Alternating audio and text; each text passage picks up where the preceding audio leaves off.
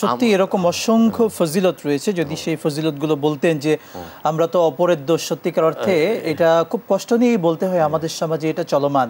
আমরা অন্যের দোষ চর্চা করতে খুব মজা পাই, কিন্তু নিজের দোষগুলো যতগুলো আছে সেগুলো নিয়ে আমরা চর্চা করতে কিন্তু মজা পাই না। কিন্তু চায়ের দোকানে বসে বা আড্ডায় বসে আমরা কিন্তু অন্যের দোষ দ্বিধার্থে কথা বলছি, চর্চা করছি, অথচ এটার দ্বারা যে গীবত কামাই করছি, আমার আমলনামায় যে গীবতের পাপ জমা হচ্ছে, এটা কিন্তু আমি সত্যি বুঝতে পারছি না। যদি বলতেন যারা অন্যের দোষকে গোপন রেখে দেয়, আল্লাহ তাআলা এই সমস্ত বান্দাদেরকে কি কি পুরস্কার রেখেছেন দুনিয়াতে, যদি বলতেন, বা পরকালে। আলহামদুলিল্লাহ, আল্লাহ সুবহানাহু তাআলার দরবারে লক্ষ কোটি শুকরিয়া। এখানে আল্লাহ রাব্বুল আলামিন মুমিনদের ব্যাপারে আরেকটা বলছেন, মুমিনরা আনিল লাগওয়ে মুরিজুন, মুমিনরা যেমন লাগোয়া কাজ থেকে দূরে থাকবে, লাগোয়া কাজ করবে না, খারাপ কাজ করবে না, অশ্লীল কাজ করবে না, তখন মুমিনরা তেমন ওয়াল্লাযীনা হুম যাকাতে ফাইলুন, তাদের জাকাতকে কার্যকারিতা করবে। এখন আমি যদি জাক্কা শব্দের একটা অর্থ আছে, জাক্কা শব্দের অর্থ আমার পরিশুদ্ধ করা, পরিশুদ্ধ করা। জাক্কা শব্দের অর্থ জাকাত দেওয়া শুধু নয়, আমার দিলকে পরিশুদ্ধ করা, বারাকাত। তো এখন আমি যদি আমার দিলকে পরিষ্কার করতে চাই, দিলকে পরিচ্ছন্ন করতে চাই, আমার দিলকে যদি নবুয়তি এবং সাহাবীদের দিলের মতন করতে চাই, তবে অন্যের সমস্ত দোষ থেকে আমার দিলকে পরিত্রাণ করতে হবে, দিলকে আমার পাক সাফ করতে হবে। আসলে মানুষকে ক্ষমা করে দেওয়া তো এটা আল্লাহ রাব্বুল আলামিনের গুণ, এটা খুব সর্বশ্রেষ্ঠ গুণ। আমরা যে অপরাধগুলো করি, সেই অপরাধ যদি সত্যিকার অর্থে নিজে নিজে একটু চিন্তা করি, তাহলে আল্লাহ আমাদের যে কোনো সময় যে কোনো জায়গায় ধ্বংস করে দেওয়া উচিত। কিন্তু আমরা আল্লাহ আমাদের ধ্বংস করে না, আল্লাহ আমাদের তার রহমত বরকত দিয়ে পরিপূর্ণ রাখে। অর্থাৎ আল্লাহ রাব্বুল আলামিন কোরআন কারীম বলছেন, তাখাল্লাকু বি আখলাকিল্লাহ, তোমরা আল্লাহর রঙে রঙিন হও, আল্লাহর রঙে রঙিন হও। এটা আল্লাহর রং কি? আল্লাহর রং কি? সবুজ, লাল, নীল।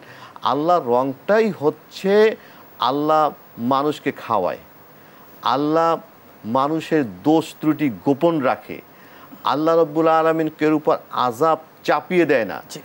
এখন আমারও তেমন উচিত। এটি তো হাদিসে আপনি বললেন আবার, সিবগাতাল্লাহ ওমান আহসানু মিনাল্লাহি সিবগা, আল্লাহু আকবার, আল্লাহু আকবার।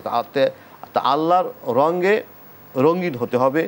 আল্লাহর এখানে রং মানে চরিত্র, আল্লাহর চরিত্র, আল্লাহর আখলাকে চরিত্রবান হতে হবে। এখন আমাদের, আমি এক বড়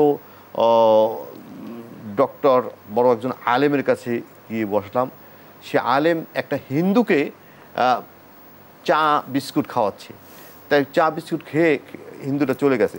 তা আমি বললাম যে, ভাই আপনি এই হিন্দু লোকটারে এরকম চা খাওয়াইলেন, বিস্কুট খাওয়াইলেন, একটা মিষ্টিও খাওয়াইলেন, তাই এগুলো এত আপ্যায়ন করা তো একটা বিধর্মীকে তো ঠিক না। এখন সেই লোকটাকে সেই স্কলারশিপ ওই লোকটা ডাক দিলেন, ধর্মীয় বড় নেতা, সে ডাক দিলেন, ডাক দিয়ে বলতেছেন, ভাই আপনার সাথে একটু কথা আছে, আপনার বয়স কত? কয় যে আমার বয়স এই 75 হয়ে গেছে।